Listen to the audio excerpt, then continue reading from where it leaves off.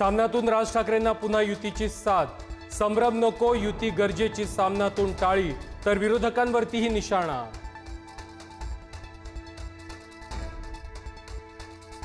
इगतपुरीमध्ये उद्यापासून 3 दिवस मनसेचं शिबिर. आगामी निवडणुकीच्या तयारीबाबत राज ठाकरे मार्गदर्शन करणार.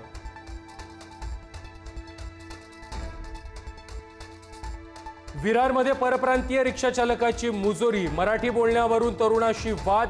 मनसे आणि शिवसेनेनं दिला चोप.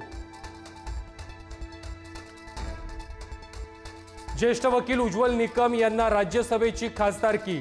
राष्ट्रपती नामनिर्देशित खासदार म्हणून नियुक्ती. लोकसभा निवडणुकीमध्ये हारल्यानंतर राज्यसभेवर संधी. मंत्री संजय शिरसाट आणि संजय गायकवाड यांना शिंदेंकडून कडक समज. नोटा आणि मारहाणीच्या प्रकरणाची गंभीर दखल. प्रतिमा मलिन करणारे वर्तन खपवून घेणार नाही, शिंदेंचा इशारा.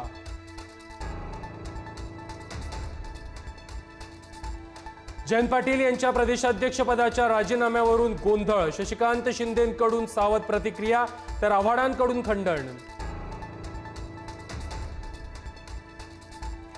भाजपच्या नव्या राष्ट्रीय अध्यक्षावर आज चर्चा होणार. कुणाला संधी मिळणार याकडे लक्ष. महिला पदाधिकाऱ्यांची नावही आघाडीवर. पुण्यातील हिंजवडीमध्ये अजित पवारांचा पाहणी दौरा. आयटी पार्कच्या समस्या आणि मेट्रोच्या कामाचा अजितदादांकडून आढावा. अतिक्रमणावरून अजितदादा भडकले. बीडच्या माजलगावमधील निपाणी टाकळीच्या उपसरपंचाला मारहाण.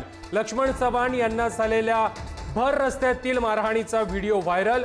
बोगस कामं दाखवून बिलं काढल्याला विरोध केल्यानं मारहाण.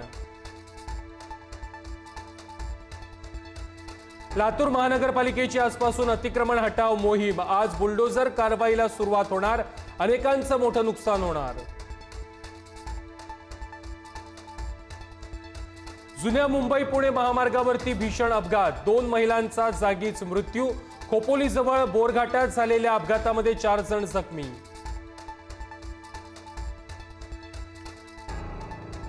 रुग्णवाहिका नसल्यानं महिलेची रस्त्यातच प्रसूती.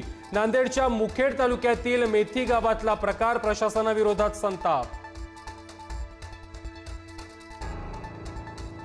पुढील 5 दिवस पावसाची विश्रांती. हवामान विभागानं वर्तवला अंदाज. काही ठिकाणी तुरळक सरी पडण्याची शक्यता.